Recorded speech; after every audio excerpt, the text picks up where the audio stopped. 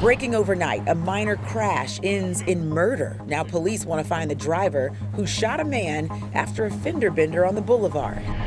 Talk about a traffic jam. Major events taking over the city and road closures start in just a few hours. From Joe Biden's visit to the Stotesbury Cup Regatta and more festivals than you can count. Oh, you better be prepared. So long 50 degrees and rain. This weekend, we're in for the hottest day of the year. It's going to feel more like summer, finally, as the countdown to Memorial Day draws near. You may want to think twice before you jump in that pool this summer. Turns out half of Americans admit they use the swimming pool as a bathtub. Good Day Philadelphia weekend continues. From the Fox 29 studios, this is Good Day Philadelphia weekend. I'm still trying to decide bathtub or bathroom. You can admit it. Tell me on Twitter. Which one is it? Good day, everyone. It's Saturday, May 18th, 2019. Let's head right outside to take a look. Oh, wait, before we go outside, a very special guest of our show. She watches us, turns 100 today, and I got a Twitter message about it. And I wanted to say a happy birthday to Aunt Vivette Applewhite. She's turning 100 years old. And according to her niece, at 93, she was one of the people speaking out against voter ID laws. So you can't keep this lady down. She is a busy body, and I bet if somebody could take her outside to enjoy this weather, she would appreciate that today because it looks gorgeous. Finally, Jeff, no rain in the forecast. Well, Jeff, it's a busy weekend upon us. There's so much happening in our city. The Stotesbury Cup Regatta, the Italian Market Festival, Rittenhouse Spring Festival, and that's just to name a few. Oh, and plus, presidential candidate Joe Biden visits our city. So let's take a look at the Ben Franklin Parkway. Right now, it looks kind of quiet and pretty clear, right? Well, in just a few hours, things will shut down. But before that, Kelly Rule is there to tell us what it looks like and what our weekend will shape up to be. Hi, Kelly. Crystal and I just decided we're taking the train home to stay out of the traffic, Kelly. Thank you so much. All right, we are following news out of Northeast Philadelphia where a fender bender ends in gunfire and a man losing his life. Police tell us an SUV and some sort of motorbike crashed around midnight on the 4800 block of Roosevelt Boulevard. Investigators say the driver of the SUV just got out to take a look at the damage. That's when someone shot him in the stomach. The 43-year-old man died at the hospital. We believe that was one of the people. It was approximately 6 bikes from witnesses were involved, and the decedent was the operator of the vehicle that's still on location. Police do not believe the shooter was alone at the time of that murder, and the search is on for whoever robbed a Lyft driver in Newcastle County, Delaware. Police say a rider held a sharp object to the driver's neck, made off with her cash. Our Jeff Cole has that story from Wilmington. In Chicago, a mother and daughter, they stand accused of strangling a pregnant teenager and cutting her baby from her womb. Prosecutors urged a judge to keep the defendants behind bars. This as the victims' relatives called for justice. Fox's David Lee Miller has more from New York.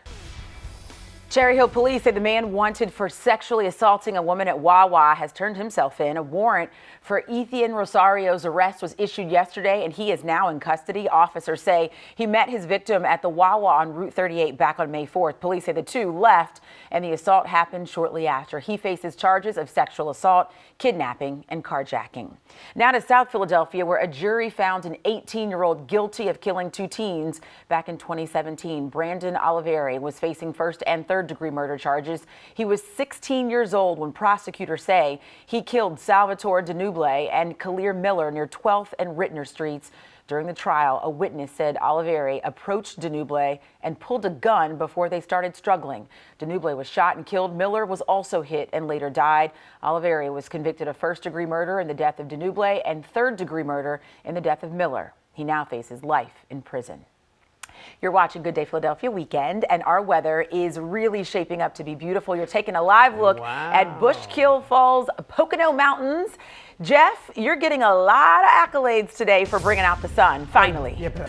I don't think I have to ask this question, but I will. Have you ever wanted a place where you could just take a deep breath, you know, kind of a quick escape from the hustle and bustle of life? Well, that's the idea behind a rather unusual new place in Center City. Our Brad Satin has more on this very cool spot.